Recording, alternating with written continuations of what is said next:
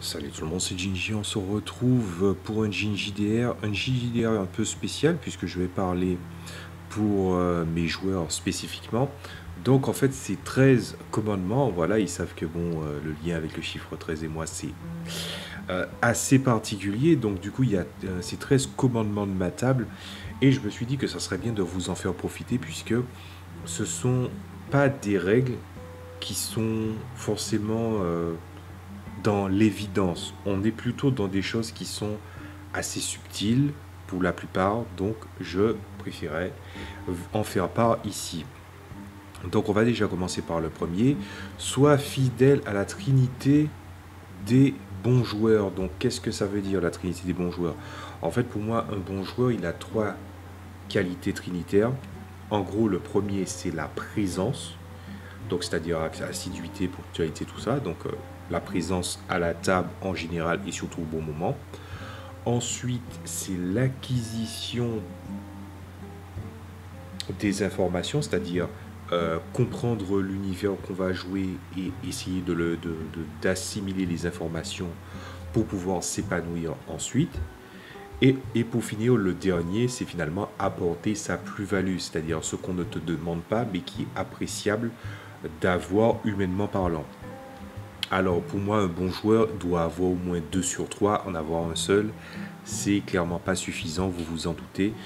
Donc ça, je rappelle ça aux joueurs parce que c'est quelque chose qui est important et ce n'est pas grave de ne pas savoir au départ c'est quoi votre plus-value. Parce qu'après tout, je pense que la première personne à vous sous-estimer, c'est vous-même. Donc voilà, inutile de rentrer dans les détails. Le deuxième, et qui est chiant, les joueurs ils ne viennent pas avec le nom de leur personnage. Moi je suis quelqu'un qui est obligé de traiter au numérique. Et pour moi c'est très important que les joueurs aient les noms des personnages. Donc le deuxième commandement c'est avoir toujours des noms pour les personnages. Vous venez avec le personnage, vous venez avec un nom. Si vous savez que vous allez développer l'histoire, développer les noms des autres personnages aussi. Alors, c'est vrai aussi que ça dépend des univers, surtout que moi je fais jouer des univers qui sont les miens, et aussi des fois je crée des univers étendus à partir d'autres éléments, mais des fois il y a des ressources pour pouvoir avoir des noms, et il y a toujours moyen que je puisse bricoler quelque chose à partir de ce qui est apporté. Mais s'il n'y a rien n'est apporté, ben à ce moment-là ça pose énormément de problèmes.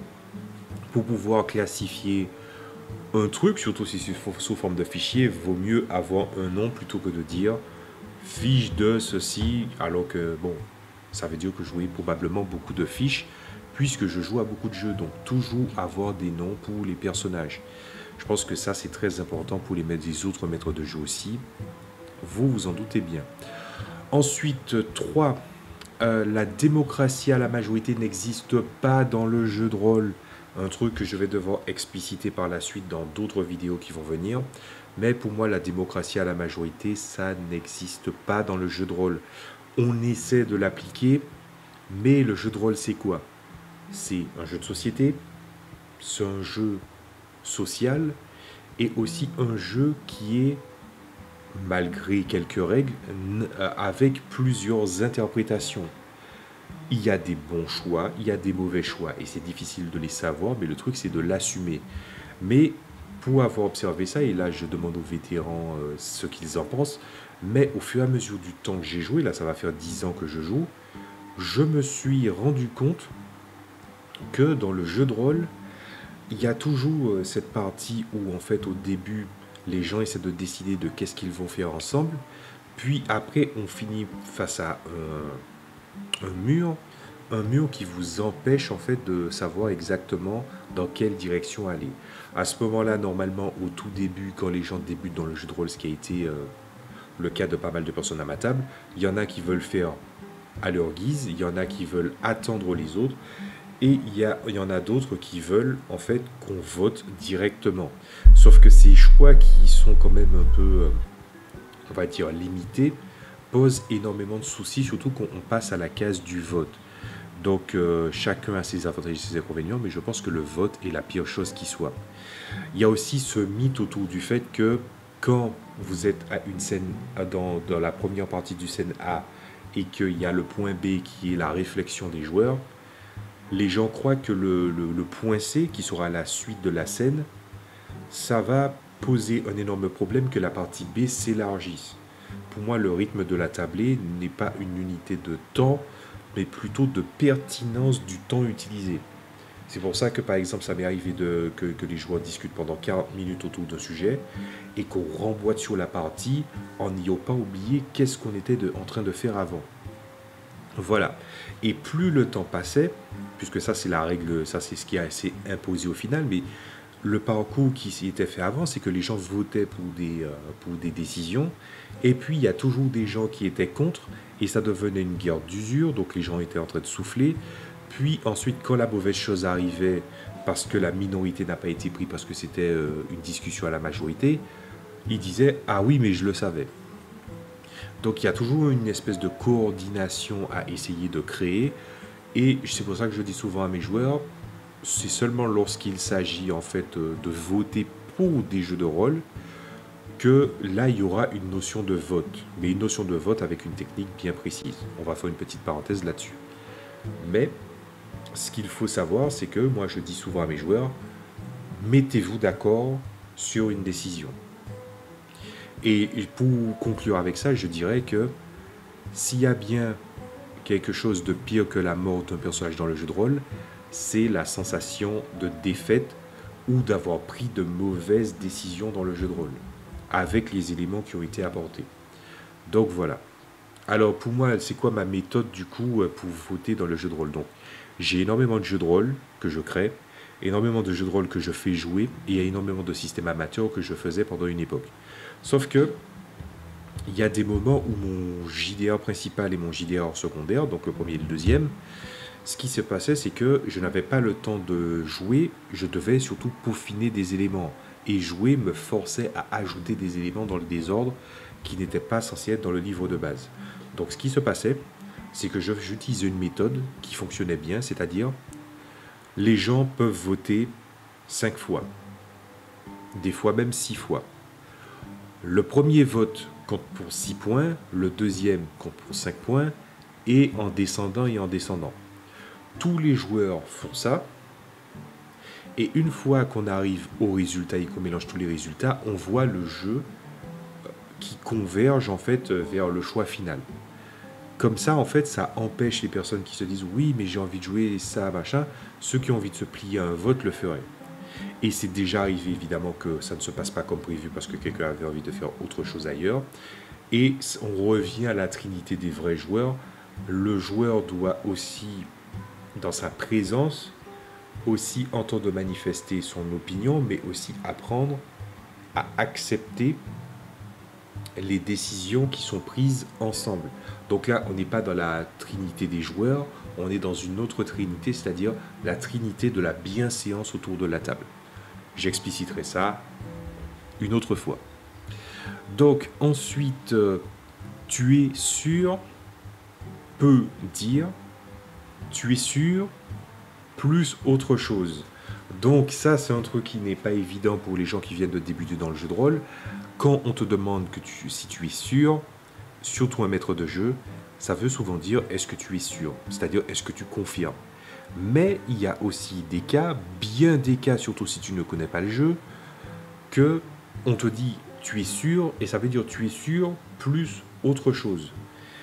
Et ça, ça sera en rapport avec un commandement qui va arriver tout à l'heure. Il faut faire très attention quand un maître de jeu dit ça. Les choses ne sont pas... En tout cas, moi, je suis le genre de MJ, puisque là, on parle autour de ma table. Je ne suis pas le genre de MJ qui est dans la punition, dans une exécution punitive. Si je mets une alarme, ou je me pose cette phrase, ça veut dire souvent ça, ou ça, plus autre chose. Et le autre chose va énormément poser problème par la suite.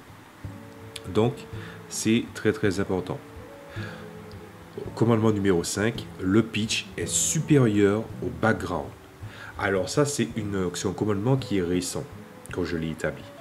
Quand je faisais du jeu de rôle au tout début, j'attendais à ce que les joueurs puissent construire une histoire. Quand c'était les phases de playtest de mon jeu principal, je ne demandais pas aux gens l'histoire de leur personnage. Mais des fois, je leur disais de venir avec une idée de base qui était assez conséquente. Sauf qu'il s'est passé un truc. C'est que quand tu ne connais pas un univers, tu vas rester dans des notions qui va devenir, quand on sera à les transposer, des clichés. Parce qu'un univers, la diégèse d'un univers n'est pas universelle à tous les autres univers. Un genre et une campagne a un setting, un genre spécifique, un public spécifique et aussi des objectifs spécifiques. Donc venir avec un pitch, ça veut dire tu viens, en une phrase, tu dois me dire ce que tu es capable de jouer. Cette règle-là, je la connaissais déjà, mais j'appliquais 3 phrases, mais je l'ai passée à une phrase à cause de l'influence de Blue Rose, parce que Blue Rose a bien montré qu'en une phrase, c'est tout à fait possible de définir ce que l'on va jouer. Si tu viens en sachant ce que tu vas jouer, c'est très important. Mais venir avec un pitch de base permet aussi d'avoir la capacité de créer un personnage en sachant ce que tu veux. Et surtout, le problème avec les backgrounds dans les jeux de rôle, les historiques, bah, c'est que au fur et à mesure du temps, et ça a été confirmé par François Letarte et pas mal d'autres vidéastes, c'est que tu vas aller raconter tout ce que tu veux dans l'histoire, mais au final, quand tu vas jouer, tes performances ne seront pas à la hauteur de ce que tu as prétendu raconter autour de ton personnage. Et ça, c'est un truc que j'ai eu l'occasion de voir maintes et maintes fois. C'est-à-dire, alors je vais dénoncer personne, je vais donner aucun nom. Mais quand quelqu'un n'utilise pas trop sa tête de base, et il dit qu'il joue un personnage qui est très intelligent et aussi qui a la capacité d'influencer les autres tellement il est intelligent, il y a un contraste. Je ne suis pas dans la logique du si tu as le QI d'un guerrier, joue un guerrier, parce que même un guerrier a de l'intelligence à avoir au minimum. En tout cas, je parle dans le raisonnement du joueur et non pas dans l'exécution, dans les mécaniques. Donc, il faut quand même faire très très attention là-dessus. Donc, le pitch est toujours supérieur au background. Ensuite, il y a le numéro 6. S'il y a quelque chose à raconter par écrit, c'est toujours de 2 à 4 pages. Alors, les gens n'aiment pas les devoirs maison. Et dans le jeu de rôle, c'est difficile de devoir justifier ça. D'où le fait que j'ai souvent parlé par exemple de mes techniques, comme par exemple la méthode du cône, ou encore les ellipses dans le jeu de rôle, quelle forme ça a. Et je me suis rendu compte que si c'est pour un background, si c'est pour une ellipse à écrire, ou si c'est pour parler d'une intention de dotation vis-à-vis d'une certaine ressource, il faut que ce soit fait entre 2 et 4 pages. Parce que si vous jouez, le maître de jeu doit multiplier ça par le nombre de joueurs. Et 2 pages, ça veut dire que la personne, elle a vraiment tout tenté. Si elle a remis une page malgré tout, c'est un foutage de gueule. En taille 12, je mets toujours en taille 12, Arial, Calibri, voilà, Type Roman, mais en taille 12 quand même. Il faut que ce soit de la taille 12 parce que ça permettra à la personne d'extirper le meilleur de ce qu'il a envie d'avoir. Et si jamais il y a trop de choses, on va les éluder. Et s'il y a des priorités, la personne va surligner ou va dire exactement quelles sont ses priorités. C'est valable pour l'histoire, si tu veux l'articuler autour de ton personnage, Mutant Masterminds te le permet par exemple. Ça sera pour venir construire le personnage, ou ça sera lors d'une ellipse, parce que pour expliquer c'est quoi une ellipse dans le jeu de rôle, c'est expliquer qu'est-ce qui se passe entre une session et une autre en sachant qu'il y a eu un avancement dans le temps. Dans les romans, les ellipses ne sont pas explicitées, elles ne sont pas écrites. Il y a juste un bond dans le temps. Souvent à la fin d'un chapitre en passant à un autre chapitre, où il y a un saut de paragraphe et à ce moment-là, on arrive à quelques temps plus tard. Dans le jeu de rôle, c'est l'inverse. Il faut spécifier ce que vous avez fait. On n'est pas obligé d'être détaillé. Donc si la personne a envie de se faire plaisir en 4 pages, taille 12, c'est pas mal. Mais 2 pages minimum, c'est vraiment que la personne a vraiment tout cherché.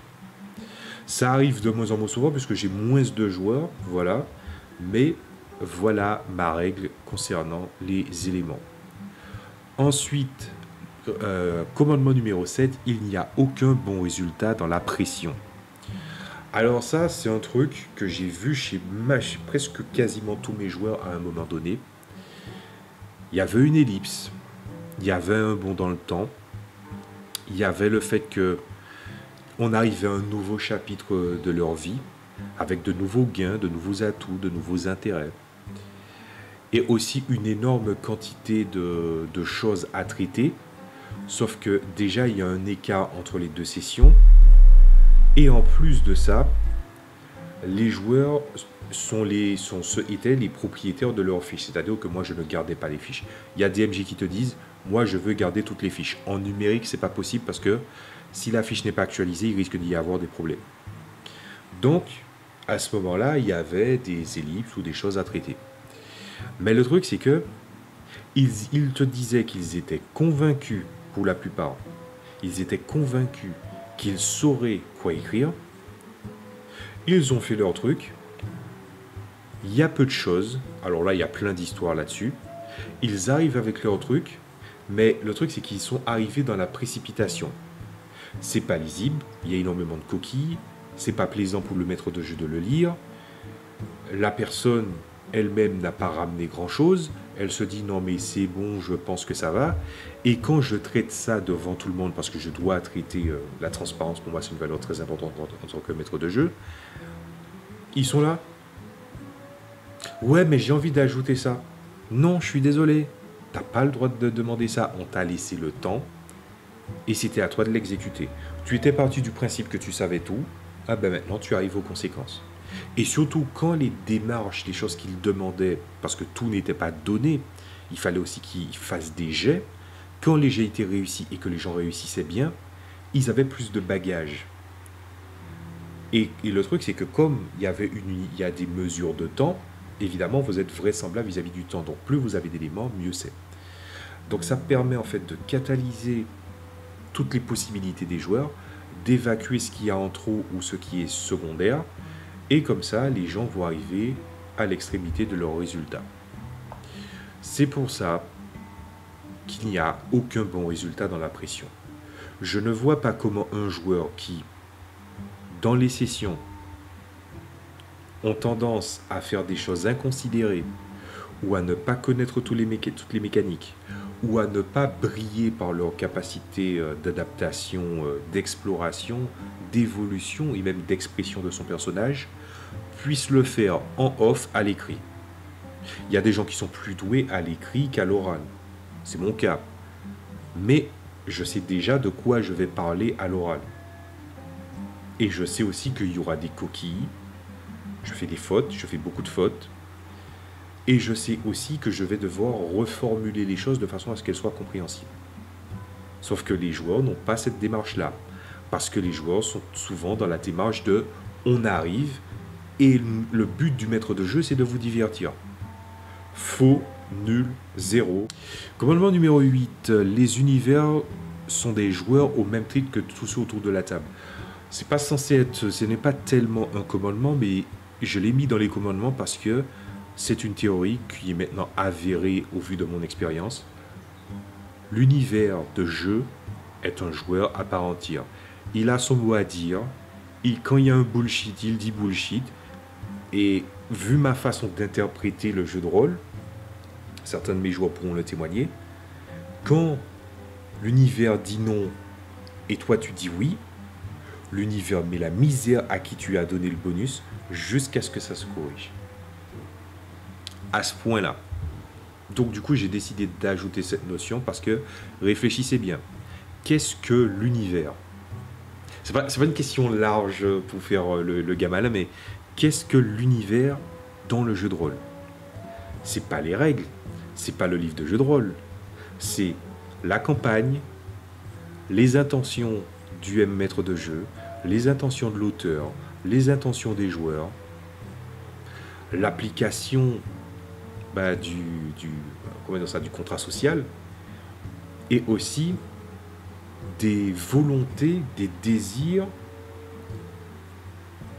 qui vont être produits à partir de la somme de tout ça. Donc, l'univers de jeu est quelque chose de tangible et qui a un impact sur le jeu. S'il n'en a pas, et je pense qu'il y a des cas où il n'y en a pas, c'est peut-être qu'un jeu est beaucoup trop compliqué et non pas complexe. Et donc du coup, le maître de jeu a peut-être pas envie d'exprimer plus que ce qu'il est en train de faire jouer. Et c'est à la liberté du maître de jeu, évidemment. Il n'y a pas de jugement, il n'y a pas d'opinion là-dessus. C'est juste, c'est comme ça. Mais pour moi, c'était important, donc je l'ai mis en commandement. Ensuite, numéro 10. Dire « je n'ai rien compris » quand vous n'avez rien compris est une nécessité. Alors ça, c'est un truc, c'est un jeu bullshit que j'ai déjà eu avec pas des joueurs, mais certains joueurs bien isolés. Et ça, c'est un truc qui est chiant. Dire « je n'ai rien compris » ou admettre de ne rien savoir n'est pas un problème. C'est une forme d'humilité, mais aussi un vœu d'apprentissage de dire « je n'ai rien compris ». Voilà. Et quand tu vois que quelqu'un ne comprend rien, « ah, t'as compris le truc ? Oui, oui, oui, oui. » Ben, qu'est-ce qui va se passer ? Les gens vont continuer, les gens vont savoir que c'est su. Quand vous allez arriver au même point qu'on a justement explicité, vous allez dire « oui, mais je comprends pas, c'est comme ça, machin, je comprends pas. » Et les gens te disent « oui, mais tu avais dit que tu avais compris. » Et on t'a expliqué les choses de manière concrète. Tout le monde a hoché la tête, a dit oui. Donc pourquoi tu dis là soudainement que tu n'as pas compris ? Le carambolage que ça peut causer de ne pas dire que vous avez compris quelque chose, ça veut dire que quand c'est expliqué la première fois, on pouvait te l'expliquer de nouveau en le simplifiant le plus possible et en étant épaulé des autres joueurs, et tu as renoncé à cet avantage en disant que tu avais compris. Donc tu fais perdre du temps à tout le monde. Et la pression de l'agacement que tu as fait perdre du temps à tout le monde, c'est pas tant le maître de jeu qui va être le plus agacé. Ça ne pourra pas être le maître de jeu le plus agacé. Parce que lui, il a compris. C'est les joueurs de ne pas avoir dit que tu n'avais pas compris. Ça ne sert à rien de dire que tu as compris quand tu n'as pas compris. Donc dis les choses. Voilà. Voilà. C'est l'humilité envers soi et c'est le vœu d'en apprendre plus. Si tu n'es pas là pour apprendre toutes les notions qui sont inhérentes aux mécaniques du jeu de rôle, qu'est-ce que tu fous là ? Je connais les possibles réponses, mais ce n'est pas le sujet. Donc on va laisser ça pour une autre fois, peut-être. Peut-être. Voilà. Il n'y a aucun tout à comprendre par cœur. Il n'y a que des notions à comprendre en substance. 10e commandement. Les joueurs, surtout les joueurs débutants, même quand le maître de jeu leur explique, ils pensent qu'ils doivent connaître toutes les règles qui existent dans le livre de jeu de rôle. Un livre de jeu de rôle, c'est des fois presque 310 pages, 320 pages pour le livre du maître de jeu. Et il doit aussi se taper le livre des joueurs, qui peut faire tout autant. Dites-vous bien que vous n'êtes pas obligé de connaître le jeu par cœur. Déjà parce que le MJ aura une interprétation des règles qui sera peut-être meilleure selon ses goûts. Il y aura aussi le fait que la compréhension des notions en substance seront plus importantes, c'est-à-dire si tu comprends chaque élément, chaque notion qui est autour de ta fiche de personnage et ce qui est possible dans l'univers, tu vas pouvoir te projeter à propos de ce que tu as compris. Et en fait, il y a toujours ce phénomène quand je joue au jeu de rôle en tant que joueur où je comprends les notions et ensuite il y a la question de fin qui est mais qu'est-ce que ça peut bien vouloir dire ? Qu'est-ce que ça va raconter ? Évidemment, la question la plus intéressante, c'est, en sachant tout ça, jusqu'où va cette possibilité qui m'a été exposée ? Et ça, c'est très important. Il n'y a rien, aucun tout à comprendre par cœur, que des notions à comprendre en substance. Voilà. Commandement numéro 11. Le focus sur les gimmicks et les notions causera ta ruine. C'est très important. Quand je parle des gimmicks, c'est souvent l'amorce du personnage, le petit je ne sais quoi que tu lui as mis. Voilà, c'est ça. Le focus que tu fais sur les gimmicks et le focus que tu fais sur des notions causera ta ruine. Je vais expliquer ça avec un principe assez simple. Dans le jeu de rôle, l'équilibrage n'existe pas. L'équilibrage n'existe pas littéralement en tout cas. Il existe autour de notions, mais il n'existe pas au sens littéral, c'est-à-dire dans l'uniformité du jeu. Parce que le jeu de rôle est complexe, que tu laisses des portes à l'interprétation, et donc du coup ça vient à créer, à dilater en fait les possibilités. Et si les possibilités sont dilatées, ça veut dire au passage que les notions seront centrées ou ajustées autour de la diégèse de ton univers, de sa narration, mais aussi des possibilités que t'accorde l'univers. Voilà. Par exemple, on va prendre l'exemple que j'adore, c'est un personnage peut faire un saut de 15 mètres en longueur. Est-ce que c'est ses performances physiques, les caractéristiques très élevées qui lui permettent de justifier ça? Est-ce que c'est la gravité de la planète qui lui permet ça?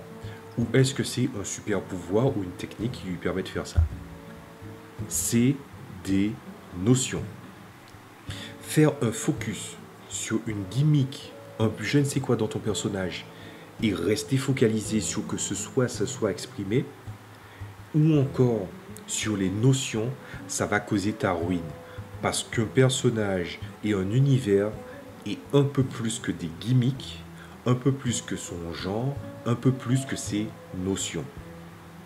Rester focalisé là-dessus va causer ta ruine. Je vais vous donner un exemple concret. Dans mon jeu de rôle, il n'y a pas de classe.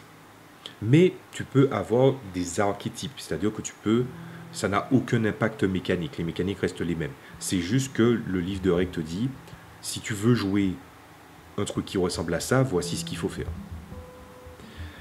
Il y a un joueur, c'est arrivé qu'il y ait eu un joueur, qui joue un personnage, il avait l'idée de ce qu'il voulait jouer, c'est-à-dire il disait voilà le type de combattant que je veux faire. Il est resté sur cette gimmick, sur ces notions autour de cette gimmick, et il est arrivé au bout. Sauf que l'univers est toujours plus gros que les gimmicks et les notions. Et l'univers est toujours plus que ça. Donc tandis que les joueurs avaient compris que c'était une bonne amorce pour pouvoir démarrer son personnage, mais certainement pas un point d'évolution ou d'arrivée qui à un moment ça va s'effondrer, les autres joueurs avaient progressé en prenant en compte les évolutions possibles dans l'univers et au passage ont permis par la suite que leurs personnages s'épanouissent. Les personnages, il n'y avait pas de classe, donc ils ne se sont pas enfermés dans une classe. Ils avaient l'idée de qu'est-ce qu'une classe, ils savaient comment construire autour, mais ils ont déconstruit pour construire leur personnage. Le joueur en question, il est resté sur sa même idée, et tout a commencé à s'effondrer autour de lui parce que sa progression ne lui permettait plus d'avancer face à certaines adversités, parce que les gens et les adversaires qui étaient en face étaient des adversaires qui étaient tout aussi complexes. Le PVP existait dans le jeu, dans le sens où en fait c'était compétitif. Compétitif pas dans le sens e-sport, machin, tout ça, mais compétitif du genre il y avait des compétitions à l'intérieur. Il s'est senti frustré que d'autres joueurs étaient meilleurs que lui et aussi se débrouillaient mieux que lui. Et il essuyait de nombreuses défaites. Du coup, qu'est-ce que ça a fait? Ça a causé sa ruine. Et toutes les personnes qui restaient autour d'une fixette, de fixer sur un point, mais c'est ça, mais tu m'as parlé de ça, je sais que je veux ça, machin. La personne qui n'a que des certitudes dans la vraie vie, comme dans le jeu de rôle, est la personne qui galérera le plus à évoluer. Un point, c'est tout. Donc, ça cause la ruine. Dans mes jeux de rôle, ça cause littéralement ta ruine, ta mort, tu vas échouer des trucs, voilà. Donc, commandement numéro 12, tu dois voir plus loin que ta culture et tes connaissances. On revient à cette notion. Si tu as des certitudes, remets-les en question. Si tu sais des choses, tu sais que quand ça va s'appliquer dans le jeu de rôle, ça peut s'exprimer différemment. Tu dois toujours aller plus loin que ta culture et tes connaissances, parce qu'elles ne s'appliquent peut-être pas dans la diégèse de l'univers. Je n'irai pas plus loin, la vidéo est déjà assez longue comme ça. Et pour finir, je crois que c'est la dernière partie alors, donc c'est le 13e commandement. Et c'est exactement ce que j'ai dit du coup. Donc c'est-à-dire, dans la vie, tout comme dans le jeu de rôle, si tu tournes autour de tes certitudes, tu risques d'évoluer lentement. Donc, apprends ce que le jeu de rôle a à t'offrir et remets en question ce que tu as déjà acquis. Mais c'est même pas une leçon de jeu de rôle, ça c'est une leçon de vie. Mais je l'ai mis. Et voilà, c'est les 13 commandements que j'ai mis à ma table pour les joueurs. Alors évidemment, il y a d'autres choses qu'on aurait pu ajouter, mais les autres choses sont des choses qui sont évidentes. Et je dis souvent qu'il faut rappeler les évidences, mais je pars toujours du principe que de toutes les façons, si ce sont des évidences et que je vais les rappeler, je le rappellerai toujours à mes joueurs au cours du temps qu'ils passeront à la table.